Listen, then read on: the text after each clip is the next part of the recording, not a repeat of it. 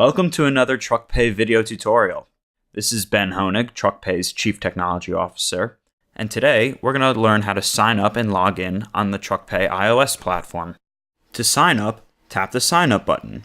You'll be presented with a pop-up that will ask you to scan your driver's license. If you select to do so by tapping the Yes button, all you have to do is take out your driver's license, flip it on its back so its barcode is presented to the camera, and all of your information will automatically be filled into the form below. If you choose to not do that, you'll just have to enter in all of the information manually, such as your first name, last name, email, phone number, date of birth. You have to be 18 years or older to use TruckPay, your address, which you can have auto-filled with Google, the country at which you're in, password, and confirm your password.